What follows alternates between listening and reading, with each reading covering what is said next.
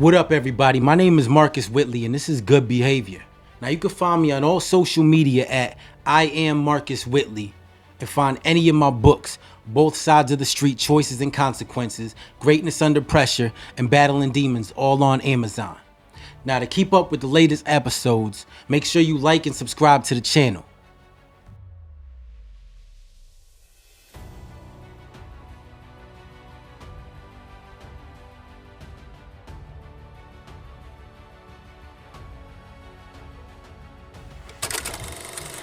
What's going on? My name is Marcus Whitley, and yes, this is Good Behavior. Now, in this episode, I want to talk about second chances. Well, second chances for felons, at least, because a second chance for you isn't the same as it would be for me. See, you get welcomed and encouraged because people want to see you do better. People love a comeback story. But for me, it's not a comeback story. It's he's a criminal. He'll end up back in jail soon. He'll never be anything. So why should we give him a second chance? See, I get the bare minimum, and I'm treated like that's more than I deserve. Honestly, I don't feel like that's fair at all. But let's be real.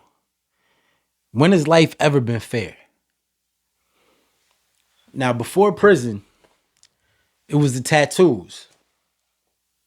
And before the tattoos, it was, oh, he's black. You know he's trouble. It's always something. There's always some type of prejudice. Now, when I got out, I worked at a grocery store for about 5 years because nobody wanted to hire me. And I was in a race against time because when you get out and you're on parole, there's stipulations. And you got 2 weeks to find a job.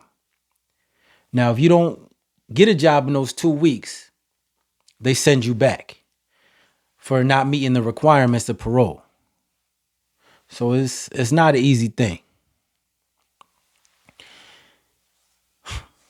Not to mention, if you do find a job, half of your check is going to parole and probation. So you're not even making anything. It's crazy. It's crazy what they expect of you, knowing that all odds are stacked against you. And the reason I'm doing this episode is because I'm still going through it. And it's tiring. Treated like I'm nothing. I mean,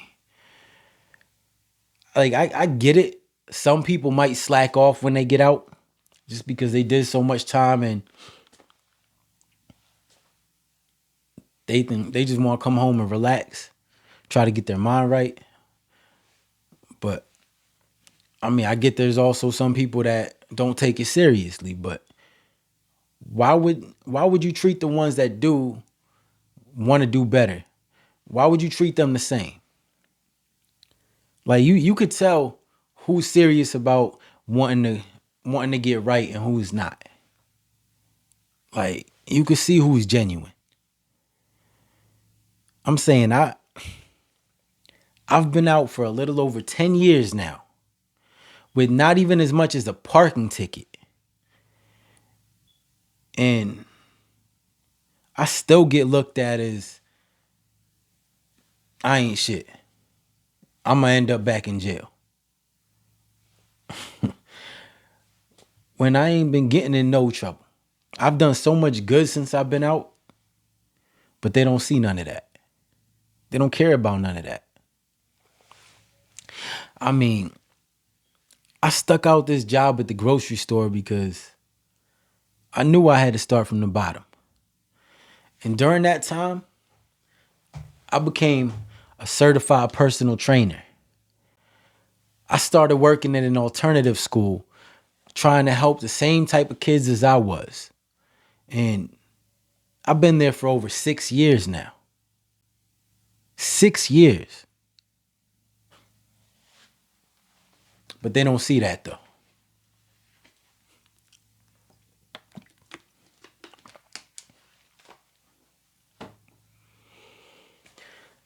I've written and published 3 books, which you guys know. I've spoken to teens and ex-felons. I've run workshops about personal development. And as you see, I've been doing this podcast. But it's like, no matter what, I'll always be a felon. That's all they see me as. Nothing else matters.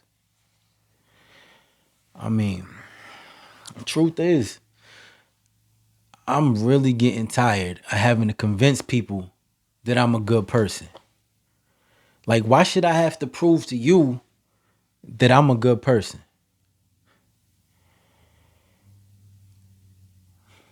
It's like all you're gonna look at me as is what you see on paper.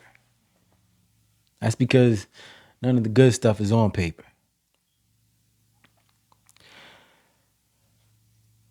And then because of that, they don't even want to give me a chance. On top of that, jobs that I do get want to pay me less than they pay everybody else. Like I don't deserve equal pay. Like, I'm not going to work as hard as anybody else because of my past, which makes no sense to me.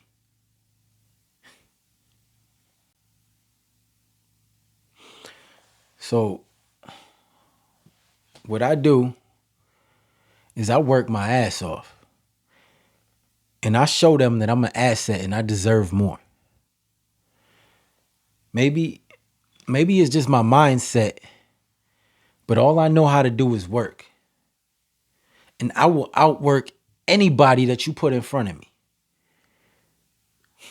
Because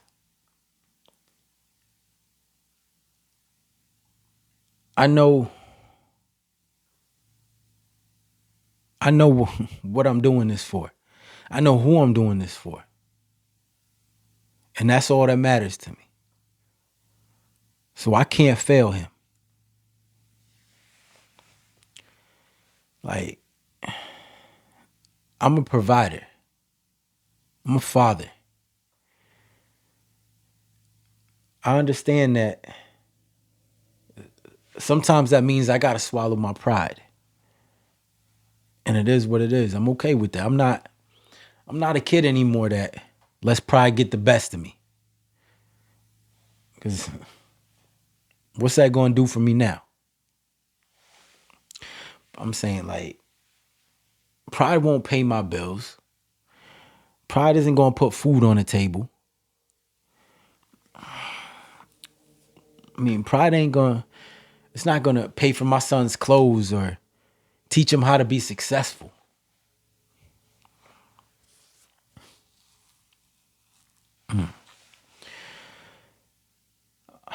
I mean, I got to do that.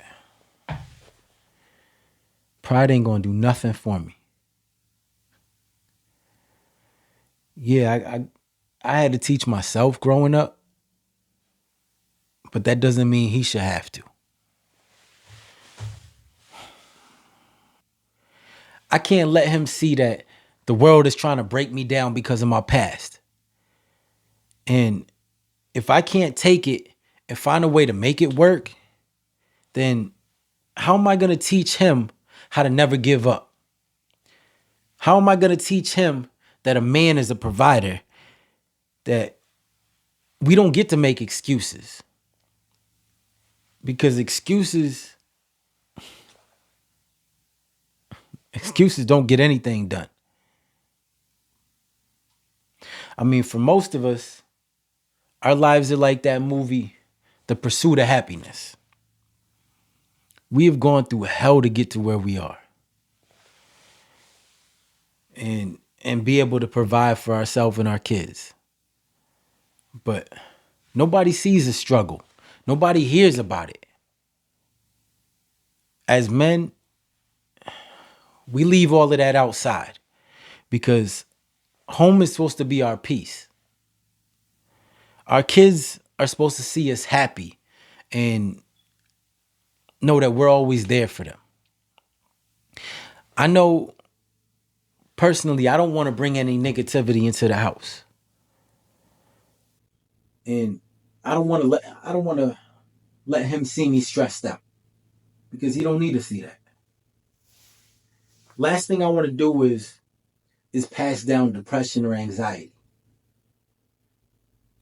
Like, it's bad enough that I got to go through it, but it would hurt me even more knowing that I'm the reason that it was passed down to him. So he shouldn't have to see that. Nobody's kids should have to see that. Kids are kids are supposed to be happy and taken care of. So I can't let anybody stop me from being a provider. Somebody's eventually gonna say yes. And I'm gonna get a job. Like, I don't care what I gotta do. Pride ain't gonna stop me from getting a job.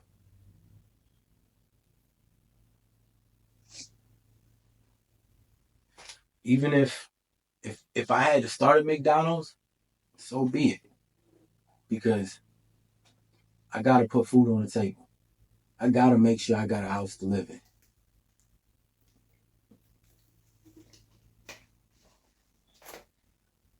Now, I'm also in the process of getting my record sealed, which I did a few months back. But it's a little process, so I got a couple months left before that finally gets approved. I just hope that when it does get sealed, that I won't have this problem. I already lost a good job in the process of waiting for it to get sealed. But once it finally does, I'm gonna get it back. And I know that if I go for it and they stop me again because they see that my record is sealed, then I'm gonna know that the system is corrupt. Because what excuse would you have? You can't see my record anymore. But you're gonna stop me because it's sealed? Then I would really know that there's no such thing as second chances. All we get is whatever's left over. But what's crazy to me is that we got a felon in the White House right now. And I can't even get a decent paying job to where I don't have to work 2 or 3 jobs just to survive and just to provide. That don't make no sense. But I'm not going to get too much into that. Anyways, I hope this episode was able to inspire those who have a record and let you guys know that you don't have to be discouraged because you will find something and it will get better. You just can't give up. We got to show that we deserve to be here. Now, my name is Marcus Whitley, and this is Good Behavior. So until the next episode.